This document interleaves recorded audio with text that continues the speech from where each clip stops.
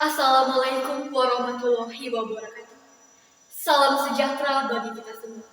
Shalom, Om Swastiastu, Namo Buddhaya, Salam Kebajikan.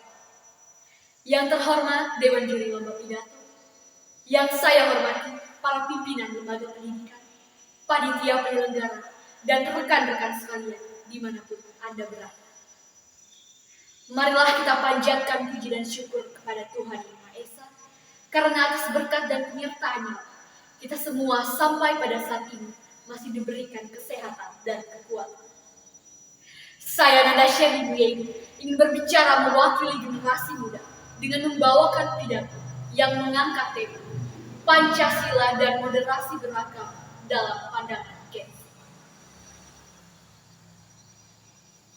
Sebagai generasi, kami menyadari bahwa kamilah yang akan menentukan bagaimana arah tombak dan tujuan negeri kelak. Indonesia adalah negara yang multikultural, yang dimana terdapat sekitar 1.340 suku bangsa di dalam. Olehnya lah Pancasila dilahirkan, agar dapat menjadi pedoman dan fondasi dalam bermoral dan berperilaku, agar ciri khas keberagaman yang dimiliki dapat menjadi fokus utama dalam pemersatu negeri ini. Pancasila, kata yang sudah tak asing bagi kita semua, merupakan ideologi negara yang merangkul dan juga memandang setiap rakyatnya setara dalam berbagai aspek kehidupan dan keberagaman. Itu berarti Pancasila tidak berpihak pada suatu komunitas tertentu saja. Namun, apakah pada masa sekarang ini tujuan utama dari ideologi tersebut telah terrealisasikan? Jika kita melihat kondisi yang ada di sekitar kita saat ini, sangat krusial nampak, di mana politisasi telah merambat ke berbagai aspek kehidupan. Kebencian disebarkan atas nama agama. Nama Tuhan dijadikan sebagai media untuk menarik kekuasaan. Seakan-akan kelompok kecil sengaja diprovokasi agar terjerumus kepada pemahaman nilai yang bertolak belakang dengan moral Pancasila. Separatisme dan radikalisme seringkali terjadi karena arah pandang masyarakat kepada tujuan utama dari agama itu meleset.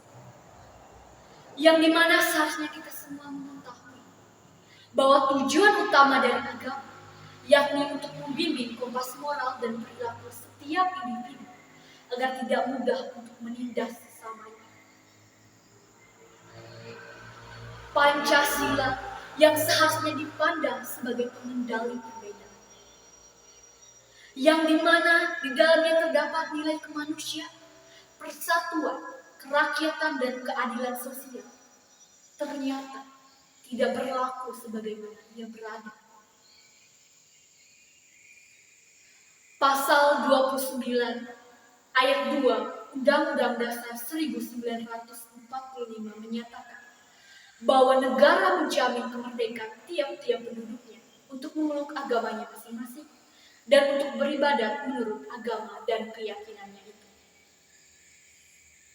Namun kenapa sampai pada saat ini masih kerap kali terjadi praktik intoleransi di Indonesia? Pelarangan pendirian tempat ibadah, kekerasan-kekerasan yang dialami oleh para ulama, dan yang paling parah, penolakan terhadap identitas tertentu. Bahkan saking krusial, dalam kurun waktu 4 tahun masa pemerintahan Presiden Joko Widodo dan Wakil Presidennya Yusuf Kala, telah tercatat setidaknya 488 kasus intoleran yang terjadi di Indonesia.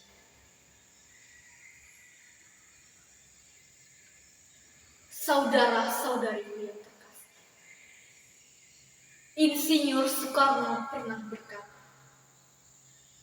perjuangan akan lebih mudah karena mengusir penjajah, tetapi perjuanganmu akan lebih sulit karena melawan bangsa sendiri.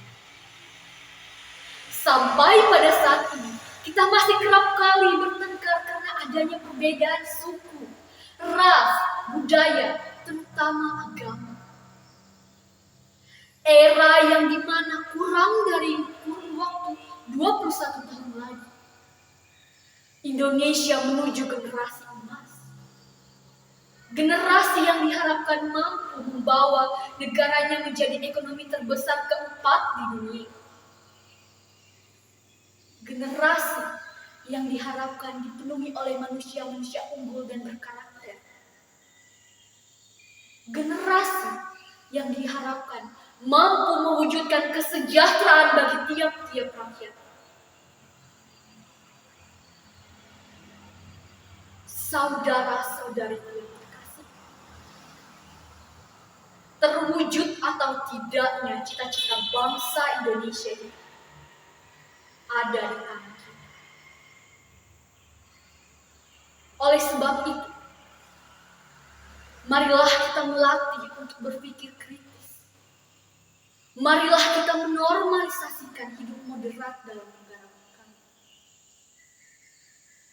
yakni dengan mewujudkan keempat indikator moderasi beragama, yakni yang pertama, komitmen kebangsaan, yang kedua, anti kekerasan, yang ketiga, toleransi, dan yang keempat, penerimaan terhadap tradisi. Marilah kita mulai melatih untuk berpikir kritis dengan mempelajari objektivitas dan literatur agama dari berbagai sudut pandang. Tumbuhkanlah rasa ingin tahu kita agar kita tidak mudah terjajah oleh miskinnya pengetahuan. Bangunlah sikap toleransi dalam beragama. Jangan menerapkan gaya hidup yang terlalu ekstrim dalam beragama. Kita tidak perlu yakin, tetapi kita setidaknya menghormati keyakinan orang lain. Jika tidak kita yang melakukan, siapa lagi? Jika tidak mulai saat ini, kapan lagi? Untukmu agamamu, untuk kau tetaplah sahabat. Bergandeng tangan untuk negeri, bersatu dalam keberagaman. Demikian pidato yang dapat saya sampaikan. Apabila ada salah kata dan ucapan yang menyinggung hati Bapak, Ibu, dan saudara-saudara sekalian, saya Nanda Sherly, salam sejahtera.